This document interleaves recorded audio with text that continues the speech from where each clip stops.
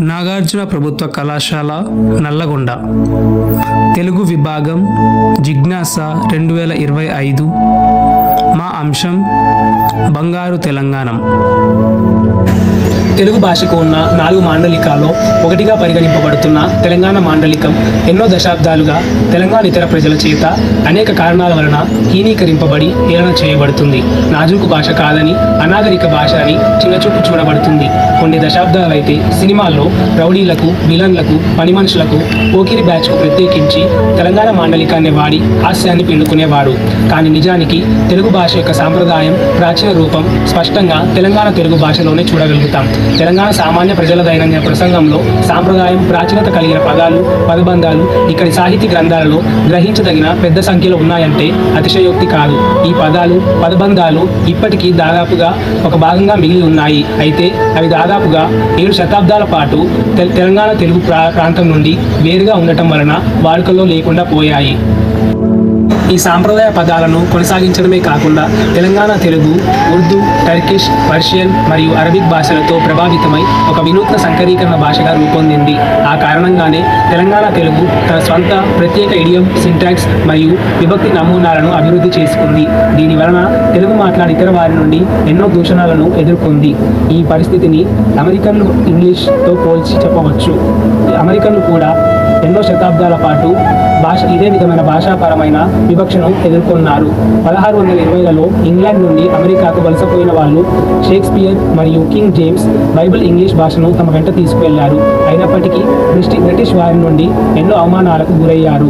Britain నుండి ఇతర విషయాలతో పాటు తమ భాషా స్వాతంత్రాన్ని పొందిన అమెరికన్ల మాదిరిగానే తెలంగాణ ప్రజలు కూడా తెలంగాణ నిఘంటువును ప్రచురించడం వంటి మార్గాల ద్వారా తమ భాష క్రమబద్ధీకరించడం ద్వారా తమ భాషా గుర్తింపును ఏర్పరచుకోవాల్సిన సందర్భం ఇప్పుడు ఏర్పడింది.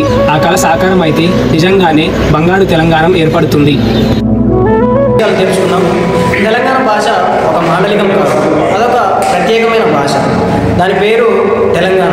అది ఎలాగో నిరూపించడం, నిత్య జీవితంలో సామాన్య ప్రజలు వాడే చాలా పదాలు మన ప్రాచీన సాహిత్యంలో, గ్రంథాల్లో ఉన్నాయని చూపడం, Telangana Telugu Urdu, Turkey, Arabic, Persian భాషలతో ఒక సంకీకరణ చెంది క్రమంగా ఒక ప్రత్యేక తరహా భాషగా అభివృద్ధి చెందింది. ఇంగ్లాండ్ నుండి లింగ్విస్టిక్ ఇండిపెండెన్స్ పొందిన అమెరికన్లలాగా తెలుగు మాట్లాడే ఇతర ప్రాంతాల నుండి తెలంగాణ తెలుగు భాష కూడా స్వాతంత్రం పొంది ఒక ప్రత్యేక భాషగా రూపొందింది. తెలంగాణ ప్రజలు కూడా ఒక భాషా నిఘంటువును తయారు చేసుకొని ప్రత్యేక అస్తిత్వంలో నిలబడవచ్చు. అదే బంగారు తెలంగాణ. కర్ణశ్రీ లాంటి కవి తెలంగాణ తెలుగును దౌరకేంద్రం అని హేళన చేశాడు. కానీ కోస్తా భాషలో కూడా చాలా ఉర్దూ పదాలు కలిసిపోయాయని నిరూపించడం, కోస్తాలో వాడే చిరాకు అనే ఉర్దూ పదం నుండి వచ్చింది. అలాగే ఫలానా ఫలాన్, పరారీ పరార్, గలాబా గలాబ్, హుషారు హుషార్, కబురు కబుర్, కుమక్కు కుమక్, నాజుకు నాజిక్, రాయితీ రియాయత్, సవాలు సవాల్, తరఫు తరఫ్, తరహా తరహ్ అనే ఉర్దూ పదాల నుంచి వచ్చిన అవి మెల్లగా కోస్తా తెలుగులో కలిసిపోవడం వలన అవి తెలుగు పదాలేనని భ్రమ కలుగుతుందని నిరూపించడం, గడిచిన 700 సంవత్సరాలుగా తెలంగాణ తెలుగు ఏమాత్రం మారకుండా ఉర్దూ పదాల కలయికతో అలాగే కొనసాగడం వలన కోస్తానుల చేత తపస్యానికి హేళనకు గురైందని గ్రహించడం, తెలంగాణకు ఇతర ప్రాంతాలతో సంబంధం లేకపోవడం వలన ఇక్కడ సామాన్యుల భాషలో ప్రాచీన సాహిత్య సంస్కృత పదాలు అలాగే ఉన్నాయి, అవేవో అన్వేషించడం, తెలంగాణ తెలుగు భాషలో ఉర్దూ భాష ఒక్కటే కాదు, కాకతీయుల కాలం నాటి సంస్కృతం, అంతకు ముందర కాలం నాటి పాలి భాష పదాలు కూడా ఉన్నాయని గ్రహించడం, పాల్గొని సోమన కాలం నాటి నుండి నేటి వరకు కూడా తెలంగాణ ప్రజలు ఎన్నో గ్రాంధిక పదాలను చాలా స్వేచ్ఛగా వాడుతున్నారని గ్రహించడం, కాల పరిమితిని మా శక్తి యుక్తులను దృష్టిలో పెట్టుకుని మా బృంద సభ్యులందరం కలిసి ఇప్పటికీ తెలంగాణ ప్రజలు వాడుతున్న కొన్ని గ్రాంధిక పదాలను పలు ప్రాచీన గ్రంథాలను శోధించి సేకరించాము. ఇలాంటి ఇంకెన్నో పదాలు సేకరించి ఒక బృహత్తర తెలంగాణ నిఘంటువును రూపొందిస్తే మన తెలంగాణ భాష పరంగా నిజంగానే బంగారు తెలంగాణగా మారుతుందని ఆశ. సమాచార సేకరణ తీరు, పాల్గొరు సోమ రచనలు, పోతన భాగవతం, సుమతి, వేమున, కాళహస్తీశ్వర శతకాలు, సిపి బ్రౌన్ నిఘంటువు, ఆంధ్ర భారత నిఘంటువు, తెలంగాణ పదకోశం, ఇంకా ఇతర గ్రంథాలను సంప్రదించి సమాచారాన్ని సేకరించి విశ్లేషించాం. కొన్ని గ్రాంధిక పదాలు: ఇచ్చ, వేల్గు, గోకర్ణి, నివాస్తిని, విక్రమవాస్య, శనార్థి, పాతాల గరిగే, ఛత్రి. మరిన్ని గ్రాంధిక పదాలను తెలుసుకుందాం. మనువు, మరగు, బిందెడు, మోర, మునుము, నిరుడు, నశ్యం, ఉనాస, పెయ్యి, రాశి, రెట్ట, మొండి, శాకము, శివశక్తి, సోల, సొంపు, తమరు, తంతెలు, తాత్పరము, తినుకు, సొక్కము.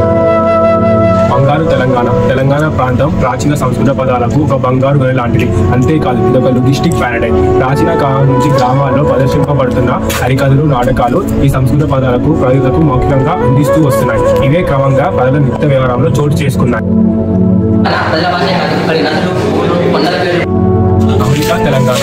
ఇంగ్లాండ్ ఇంగ్లీష్ కాలానంగా మారిన అమెరికా ఇంగ్లీష్ శతాబ్దాలుగా మారకుండా అలాగే ఉన్నట్టు కోస్తాంధ్ర తెలుగు మారిన తెలంగాణ తెలుగు శతాబ్దాలుగా మారకుండా తన ప్రాచీనతను కాపాడుకుంటూ వస్తుంది. దీనికి నిదర్శనం తెలంగాణ ప్రజల నోళ్లలో ఉన్న ఈ సంస్కృత పదాలే.